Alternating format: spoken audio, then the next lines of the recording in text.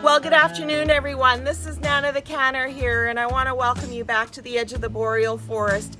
It is a beautiful sunny day to bring you a brand new video. I am so very excited to bring you my first pressure canning video. It turned out well, so I can't wait to share it with you. Just a few things before we start. I want to say a shout out to Carol over at Carol's Thrifty Chic Housewife for this amazing recipe. It turned out great and it tastes delicious. So I want to talk about a couple of things though. Number one, the recipe does call for allspice. If you don't care for allspice at all, cut it back or don't add it. You can add something else. As a matter of fact, you can add and change the seasonings as to your desire. You don't have to stick to the specific recipe. And number two, it called for 4 pounds of beans. Now I found that with the particular bean that I was using that was too much. I did make it previously, and then what had happened was I tried to pack the jars full, thinking I could fit more in to use all of these beans, and it was a disaster. Every single jar popped open in the pressure canner. So you may want to cut back on the beans, maybe start with 3 pounds and see what happens. Unless you want to do the 4 pounds and you just want to pressure can just plain beans in water with a little bit of salt, you can certainly do that and kill that bird with another stone. So I mean, there's two ways of looking at it. You know, if you don't want extra beans, maybe just start with the 3 pounds and see how it goes. Let's talk about cost. I know there's a lot of people probably listening from my area saying, Nana, you can get, and this is true, before COVID, you could get in our local co-op store, they'd have these 10 for 10 sales, and you could actually get 10 cans of even Heinz beans, which is the brand name. Heinz beans, you could get 10 cans for $10, so that's $1 a can. How could you possibly make it any cheaper than that? And you know, at that point in time, that was true, and I never did learn to can beans and tomato sauce at that time, simply because it was cheap enough to buy. But after COVID, the price of the beans had went up, and now a regular can of beans, regular can of Heinz deep brown beans is $2.19 in the store. Now we can still get them on sale. The 10 for 10 sales are no longer, they call them the $10 sales, and sometimes they're not even $10. Recently you could get 6 cans for $9, which is $1.50 per can. So you know, that's more expensive than the buck a can. That's an extra 50 cents. Is it worth it to actually take the time to make it? Well, I broke it down. So in this recipe, I would have everything that I needed except for the beans. I had the home canned tomato juice and I had the home canned tomato sauce, and everything else I had in the pantry. So all I needed to do was go buy the beans. So what I ended up with was the breakdown for the beans for one home can jar was 29 cents a pint. And actually, the seal cost more than the beans did. The seal was approximately 45 cents. So it was about 74 cents to make this. $2.19 at regular price to make this. Even if you get it at half price, or even if you get it at the 6 for $9, it's still half the cost. So if you do have the time and you want to learn to make it, it should pay. And plus, this tastes great. I'm sorry. Move over, Heinz. This tastes way better. So the final thing I want to talk about is the complete guide for home canning, the USDA guidelines. I was very disappointed in the information that was in the guidelines. It was maybe a page on drying beans, and they had 2 or 3 recipes for tomato sauce and also molasses sauce.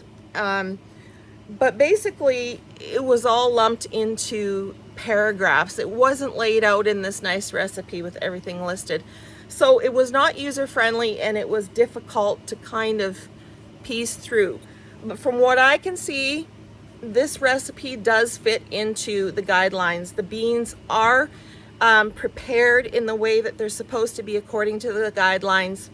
There's a little bit more onion in this one than there is in the one in here, but the pressure, the amount of time that it's pressure canned fully compensates for that. And like I said, any of the seasonings that are in this, you can change it out any way you want. Any of the dry seasonings in any canning can be changed out the way you want. So I would have to say, from my comparison of this recipe to the USDA guidelines, that this passes. And this is definitely one that's going on my shelf.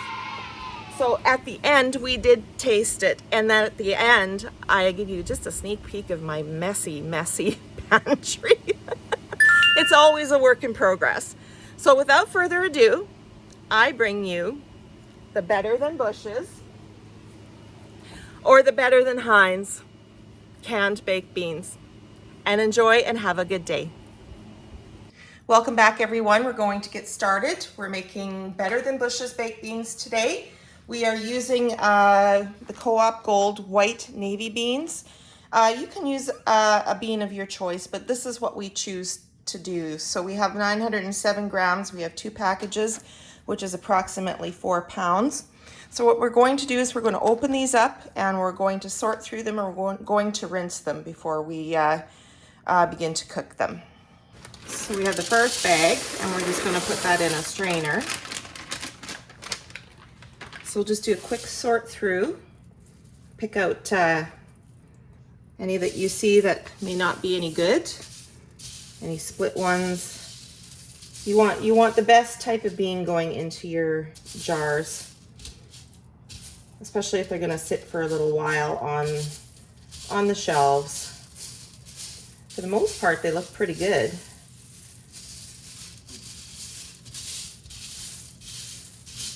Okay, so we only got a few there that were split and didn't look very good. Open the other one here and just throw her right on top. And we'll sort through that as well. We got one right off the hop there. Just give it a quick look. All right, so once we've got them rinsed off, we're just going to take and put them in a big pot. Please make sure that you choose a large enough pot. Oh, 2 more. As they will expand.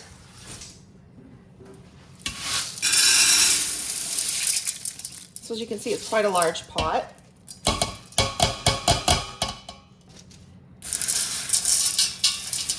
Like I said, they will bulk up quite a bit. And then we're going to cover it with cool water. And we're going to make sure it's covered by at least a couple of inches for sure. And then sometimes you get some floaties at the top. You can just take those out. I would say that's about halfway. So we're going to cover this and we're going to bring it to a boil, and then we're going to turn the heat off. We're going to let it sit for an hour. In the meantime, you can get your jars ready for your canning project. You can get your ingredients ready for your tomato sauce. You could even probably mix it up and get it heated up on the stove. And you're also going to want to get your pressure canner ready as well. All right, so we brought it to a boil, so we're just going to give it a stir. There we go. It's at a boil. We've stirred it, and we're going to turn it off. Put the lid back on it, and we're going to set our timer for 1 hour. You're going to wash your jars and your lids and your bands in hot soapy water, and you're going to rinse in hot water. So you're always checking your rims and your jars to make sure that they're not chipped or cracked. Drying beans are a low acid food, and they need to be pressure canned. Low acid foods need to be brought up to 240 degrees Fahrenheit in order to kill any possible botulism spores that could be in your foods. Some low acid foods can be pickled and then sealed in a water bath canner. All right, so each pressure canner is different, and each pressure canner is going to come with different instructions.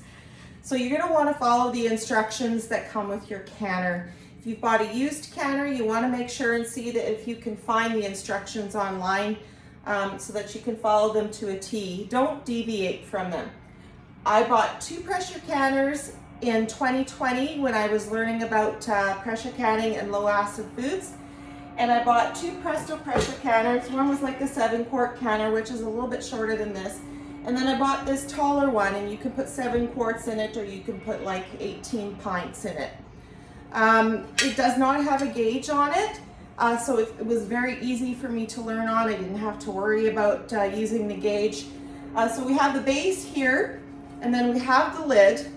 And there's a safety feature here on the lid so that if you're pressure canning and for some reason the pressure gets too high, this will pop off and release some of that pressure. So you shouldn't have those grandmother stories about, you know, the lid blew off and went through the roof and that kind of thing. Part of that scared me when I first started pressure canning. I never left it for a second. So there is a safety feature on this one, and I do believe most have a safety feature. Again, look at your instructions that come with your canner. Also too, you also have this as well that tells you that the canner is up to pressure. Never remove the lid when this is up. When you're done pressure canning and you've turned down your heat with this particular pressure canner, you have to actually wait until this goes down before you remove your weight. So this is the lid that goes with it, and we also have the gasket that goes with it. Always check your gaskets, make sure that they're not cracked or torn. Because of my elevation, we use like a 15-pound weight. So this has 5 pounds, 10 pounds, or 15 pounds. So these two can actually be removed there, but they never come off because we are at an elevation where we need to can at 15 pounds weight. So once you've checked over your canner, and one more thing you need to do is when you're inspecting your canner, every time you do a canning project, for this one, I need to look through this to make sure that it's not occluded with anything. If it is, I have to make sure that whatever is in there is removed so that it doesn't prevent the steam from rising up out of it. So always inspect everything. So I've inspected also too, that comes with the pressure canners, or with most of them, are the racks. So I have 2 racks for this one. So I would put the first rack in, and then I would put pints on top of that. And then I would put the second rack in, and then I can put more pints on top of that as well. So once you've inspected your canner and it's good to go, this particular pressure canner,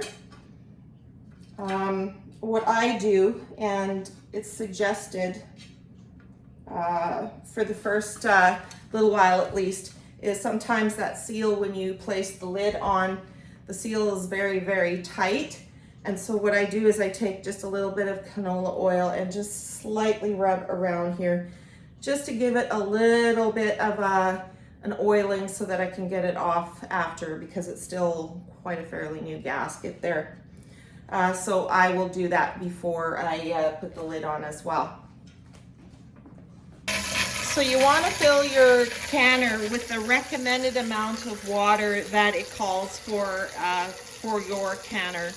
Okay, so our beans have been soaking for 1 hour, so we're going to drain them.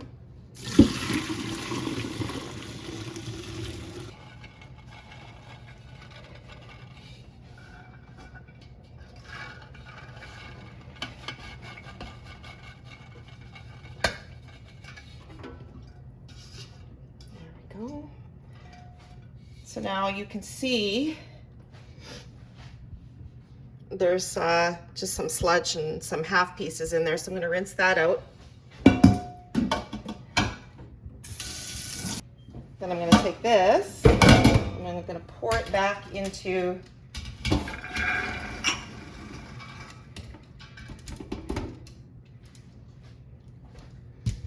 the large pot. And I'm going to give it a rinse.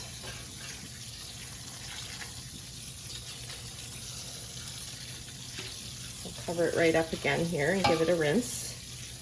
Just doing it with cool water.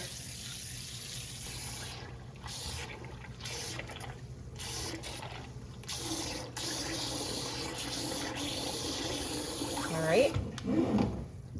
So just give it a bit of a stir. Give them a rinse.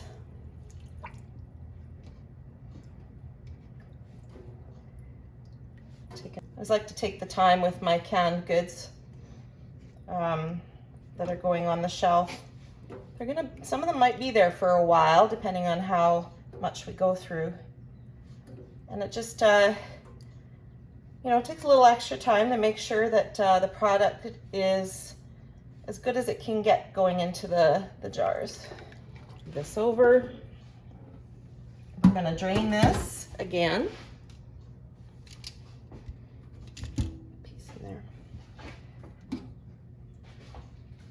So it's had a really good rinse. Okay, see, and once again, you've got kind of like some peelings and some pieces left, so rinse the pot again. And then we're gonna pour this back in.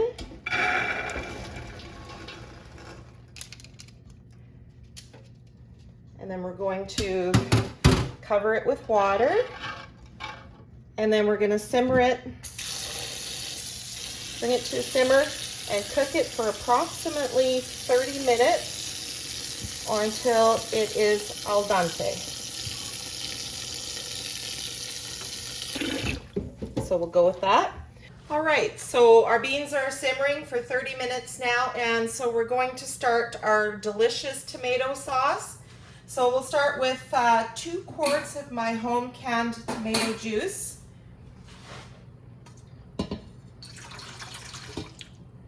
Very delicious. I love my home tomato juice. So 2 quarts of that and 1 quart of home canned tomato sauce.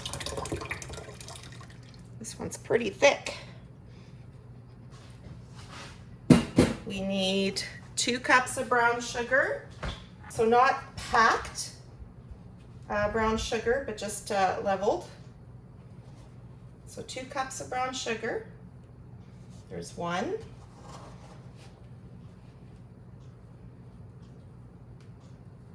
little bit more there. And 2. 1 cup of chopped onion.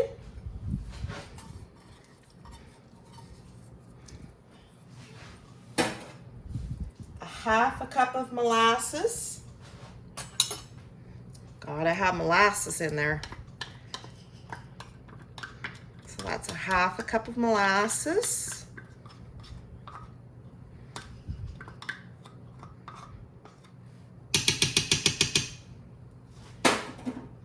Two tablespoons of apple cider vinegar. It's probably 1. It's a full jug here. We'll just add a little bit more here. So that's 2 tablespoons of apple cider vinegar. 1 to 2 tablespoons of liquid smoke. I'm going to do 1.5 approximately. There's 1.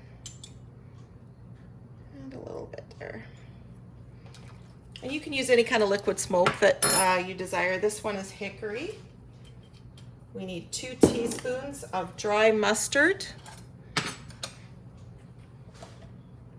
1, 2. 1 teaspoon of allspice. If you don't like allspice, don't add it. 2 teaspoons of black pepper. 1, 2, and 1 teaspoon of salt. And that's it. So just mix this up. I'm going to blend this all together and we're going to heat it up just to kind of mix the flavors together and make sure that it's going into the jar good and heated.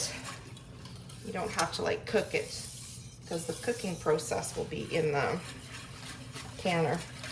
So we'll set this on the stove and we'll get it heated up.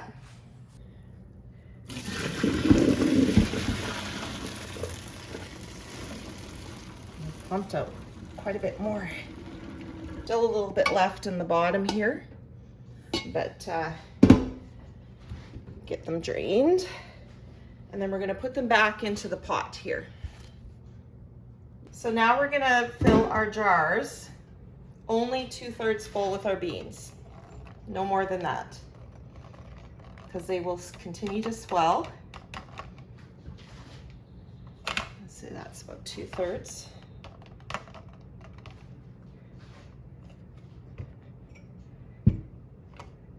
Let's see how many we get here. I might top just a little bit more. I don't want to top too much because the last time I made this, the very first time I made this, I filled over 3/4 full, and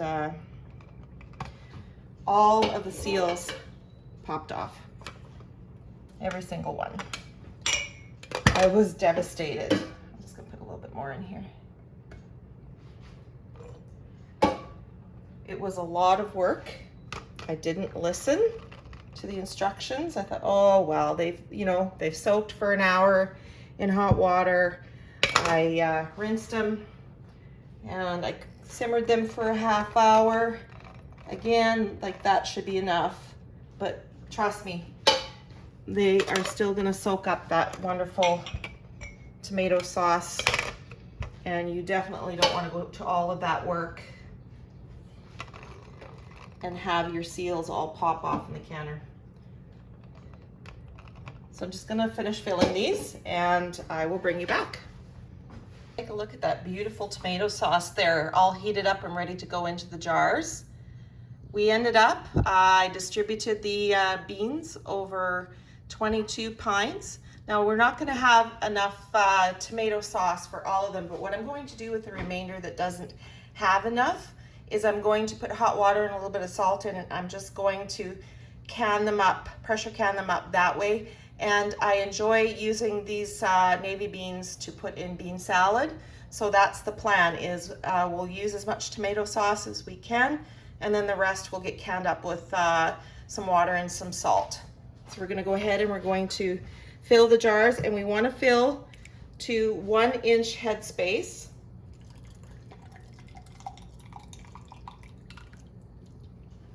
Oops, probably got a little too much in that first one right off the hop. So let's try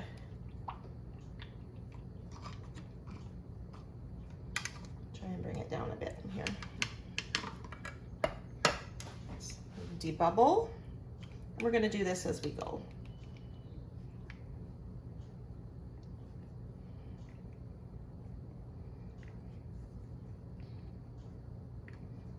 One-inch headspace on these jars.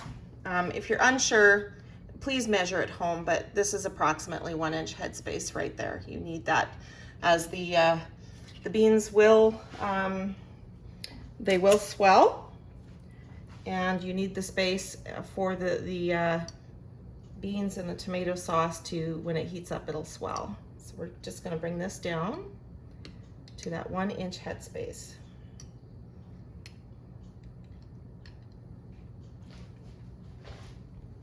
And I would say that's perfect. All right, next one.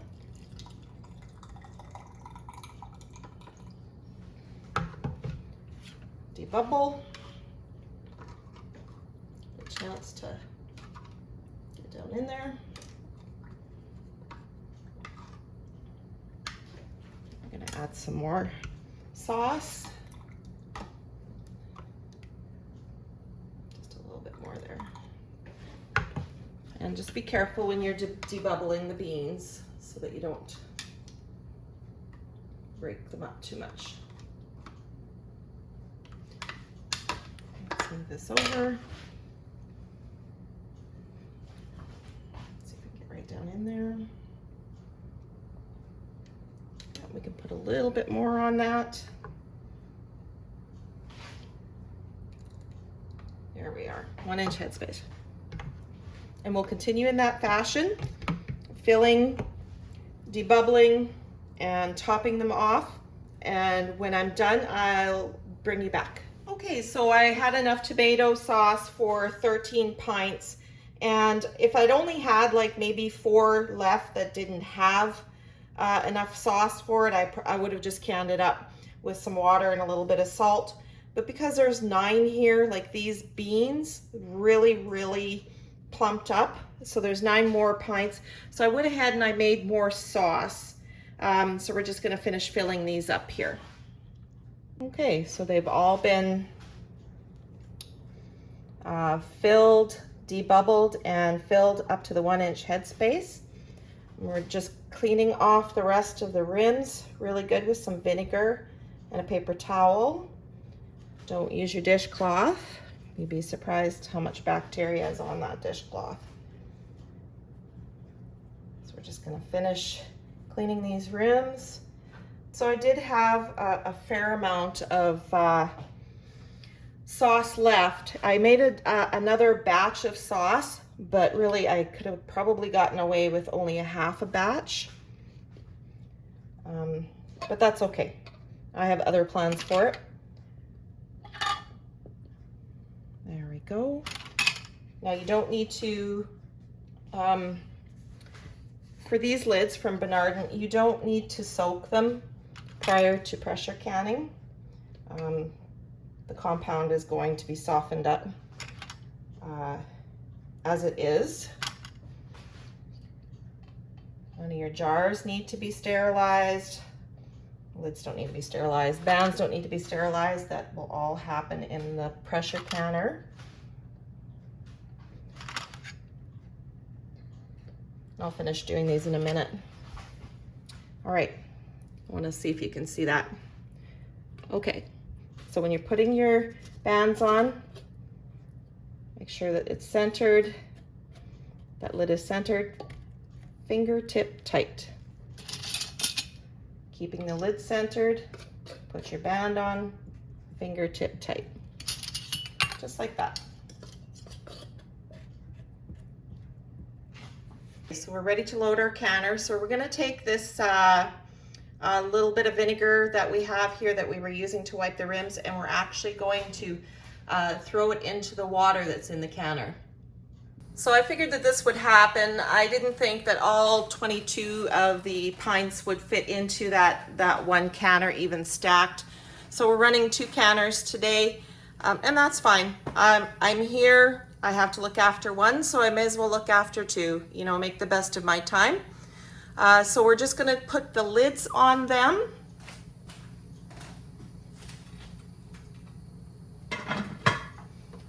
So you just line it up. And then this one closes like this. There we go. Line it up and close. So now what we need to do is we have our burners on. We need to wait until it's all heated up and we see a steady stream of steam coming out, and then we can go ahead and we can put our weights on. So the smaller canner always shows up with a steady stream of steam before the large one does. It takes just a little bit longer to get the stream moving in the bigger one, although it is coming now. You can see not quite a steady stream of steam, but that's what I would consider a steady stream of steam right there. So now we need to evacuate all the air and fill the canner with the steam. So we're going to do that for 10 minutes once we see that steady stream of steam, and then we'll be able to put our weights on. Okay, so the large canner has what I would consider a steady stream of steam. So it's only about 2 or 3 minutes behind the first canner. So at the back of the small canner, you can see that that little button has come up. So it is definitely under pressure now. And in about 7 minutes, I will put the weight on. So it's been 10 minutes, so we're going to put the first weight on the smaller canner.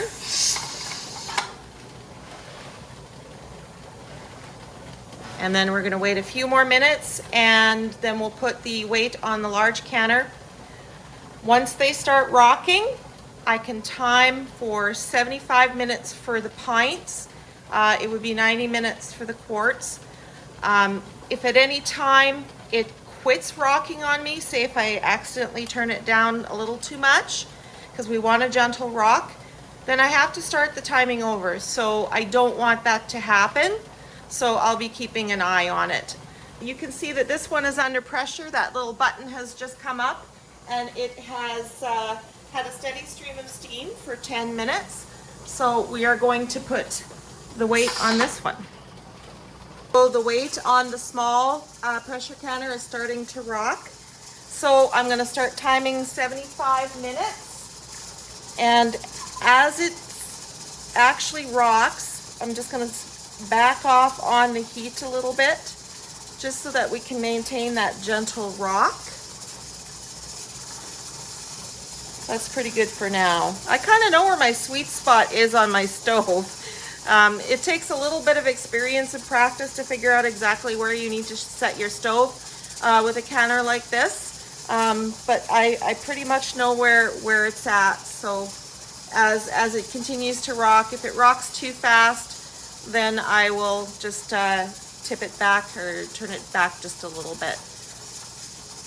Just wanted to bring you back for a minute, and I wanted to double check those times in the USDA Complete Guide for Home Canning.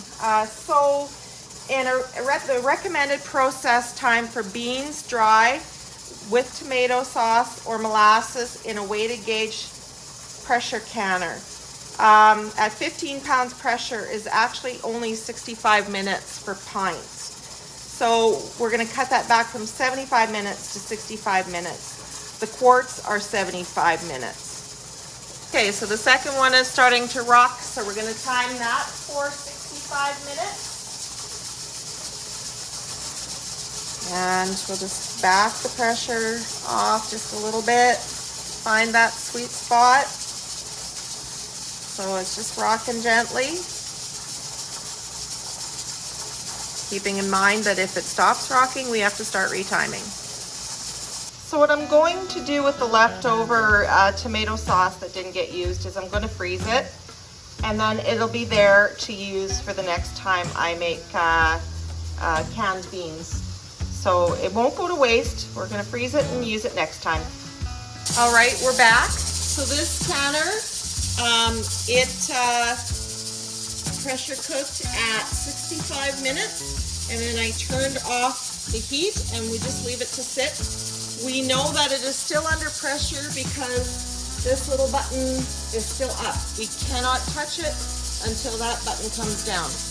And now we're at 65 minutes for this larger canner. So we're going to turn that off, and we're going to let that come down for pressure as well. And so when both of these buttons in the back have collapsed down, then we can go ahead, take our weights off, and then just lift our lids to open it up. You can see that the button in the back is no longer up. That means that the pressure canners have come down off pressure, and we can carefully remove the weights and set them aside.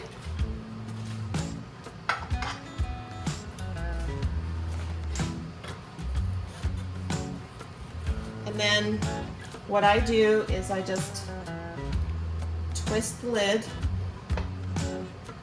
and just lift it off and away from you and just set it there and let it release some of the steam.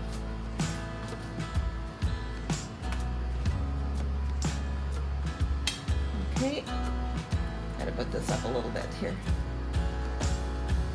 That way then it's less of a chance of siphoning from the jars. So we're gonna just let the steam come out of the canners and let it cool down for a little while longer. First jar out of the small canner. Every single one in the small canner has already sealed. That looks delicious. It turned out amazing. Okay, we're gonna take the rest out.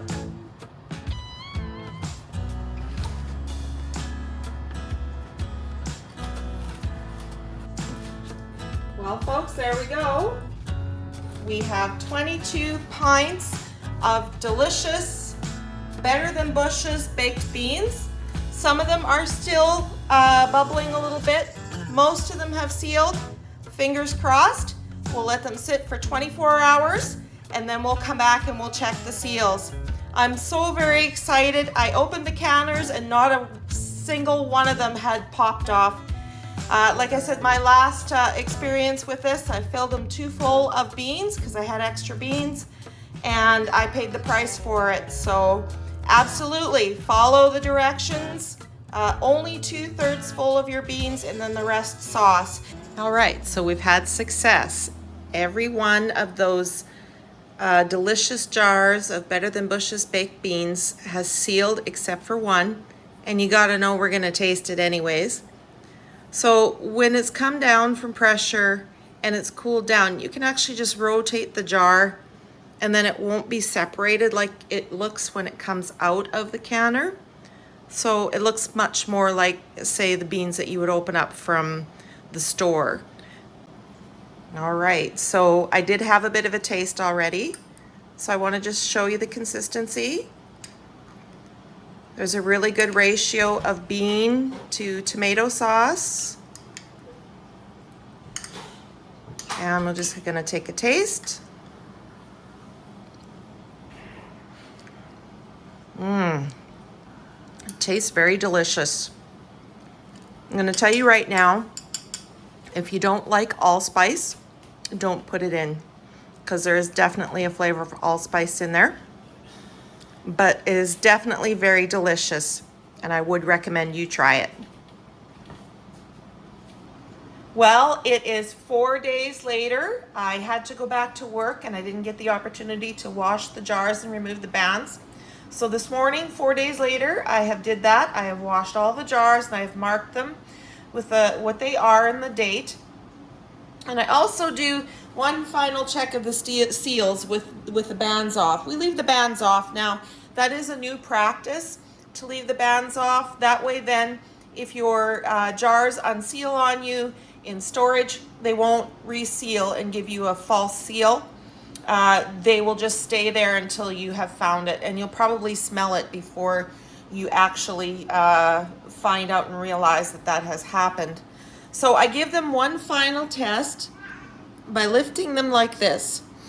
And you don't necessarily have to do that, but that's just my way of knowing that this is a very firm seal, and hopefully it will stay sealed for however long we need it to be in the storage.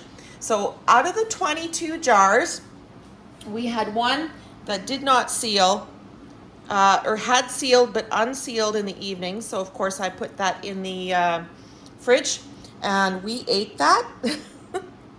And then we started on another jar because it just tastes fantastic. It tastes really delicious. So out of the 22 jars, we had one that didn't seal. And then during my test where I lift them up just to give one final check, I lifted this one up and then I caught it. It was sealed, but it was not a firm seal. And the lid did come off. I always put my hand underneath there just in case.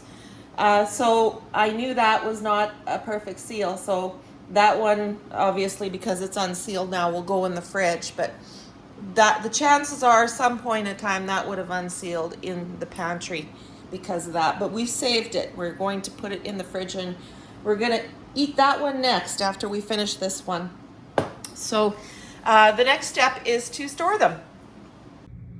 All right, so we're just down in one of our main pantry areas. We do have a couple of spots where we store our canning and our We have our cold storage and our dry goods, but this is one of the main areas. And this area here on this shelf has been dedicated to beans and tomato sauce and kidney beans, like the store-bought beans. But my goal is to replace all of the canned items and have no more canned items in this storage area or pantry area. Replace them all with home canned goods, like for example, your tomato sauces and your diced tomatoes and such. I still have some of that to go through yet and finish up, but you can see we're getting quite low on the canned items for the beans and tomato sauce, and that's exactly what I want, because now I'm making it and canning it here at home. So we're starting over here. Just this area happens to be a little bit empty. We're starting over here with the 2024 items. You can see we have the rhubarb a jam that we have already made this year, the dandelion jam, the wild rose jelly. We also made canned coleslaw, but that is in the fridge. I chose to keep that in the fridge. And so I have a spot here for the newly canned beans and tomato sauce here. So we're gonna set them up on the shelf here. The pantry is always a work in progress. There's always usually something that is on the floor, isn't put away, or some area that isn't organized. It definitely is a work in progress for me. There are times where it is completely cleaned up and it's organized well and looks great, but farm life and homesteading are busy times, and we do what we can when we can. So if it's clean, it's clean. If it's a little messy, you're gonna see that. So, all right, we've got our beans up on our shelf. I'm pretty pleased and excited. Our 2024 canning is looking like it's coming along quite nicely, but we have many more things planned, so we're gonna keep going. And I wanna thank you very much for watching right to the end. Don't forget to like, comment, subscribe, and share, and we'll see you in the next video.